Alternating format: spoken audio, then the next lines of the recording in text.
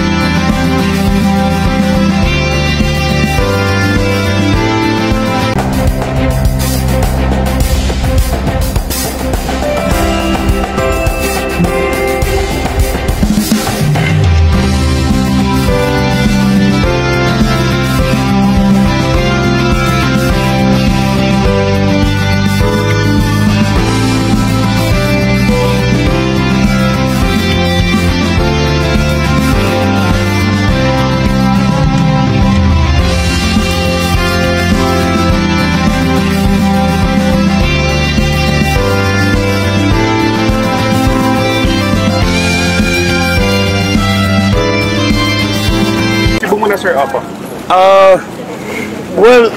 Secretary Gilbert, who heads NDRMC, went there yesterday.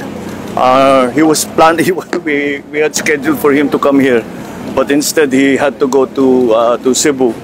We are still assessing the damage there, but the earthquake was very strong. Pagka yung mga ganyang klaseng numbers, that's a very big number already. So we're assessing the damage, we're assessing the needs na pangangailangan. We are here now because Masbate was completely hit. Suffered a solid hit from Opong. They were still recovering from Emong. Tinamaan na nito. So severe damage talaga ang nangyari.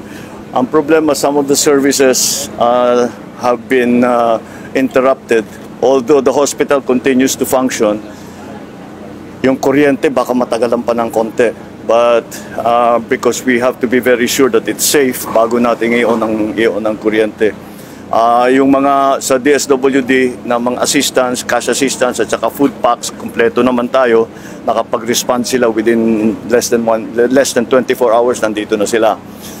Because we already knew that kailangan magpa-reposition ng mga food packs, etc. So that's all right. We have food packs, we have hygiene packs, the DOH is continuing to go through the evacuation centers to make sure that everybody is okay. At gagamutin yung mga iba. They have come, nagdala na rin sila ng gamot para doon sa mga nangangailangan ng gamot. I think that we have attended to most of the problems. Yung pinakamalaking problema na hindi pa natin bigyan ng atensyon, yung kakulangan ng cash. Dahil hindi makapag-withdraw yung tao. Dahil sarado yung mga bangko, walang kuryente, walang internet. So, that's the problem that we have to solve now. Paano makapag-provide ng para makapag-withdraw, hindi naman ito cash assistance para makapag-withdraw yung tao ng sarili nilang pera sa bangko. And that's what we have to do.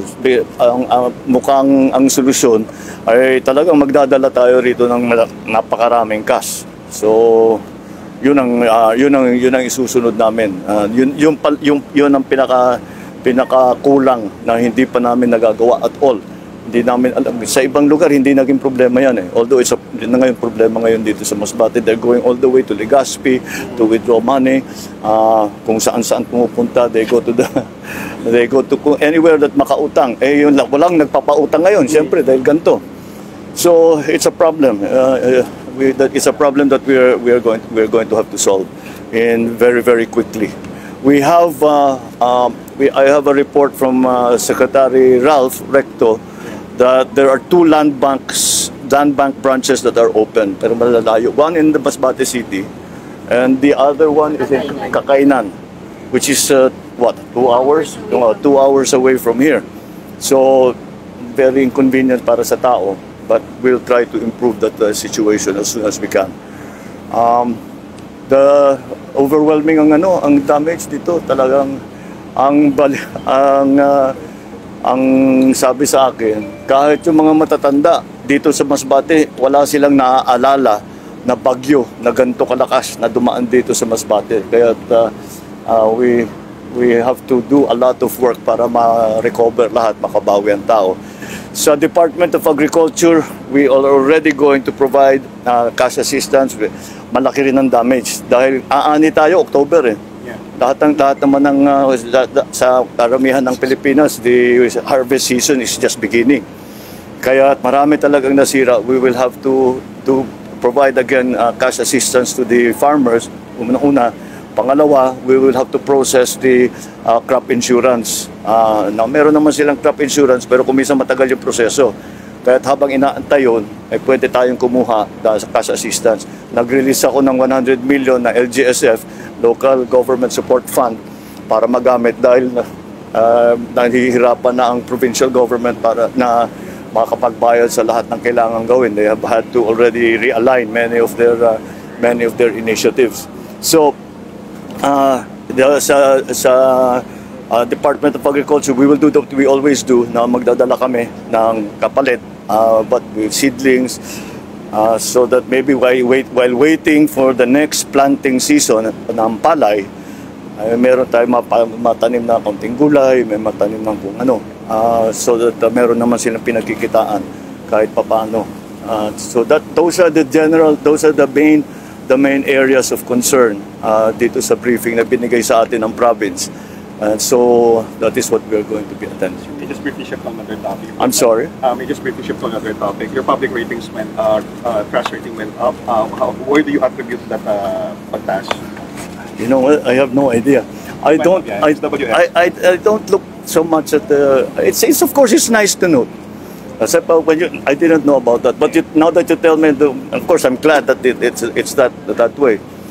I guess we just have to keep working. Wala naman whatever is happening, kahit na anong nangyayari, kahit may bagyo, kahit na may skandalo, kahit may gulo, ang taong bayan ay umaasa sa pamahalaan na tuloy ang serbisyo, tuloy ang trabaho ng pamahalaan, tuloy at every level, at the national level, at the local level, na tuloy-tuloy lang. Kami, mga public servant, kami ng mga hinalal ng taong bayan, ay dapat nakikita na hindi naglalaro na kung ano-ano ginagawa, namumulitika, whatever, basta nagtatrabaho lang para makapagserbisyo sa tao. I hope that's what it's coming from, and I think so. All right, maraming salamat. Thank you.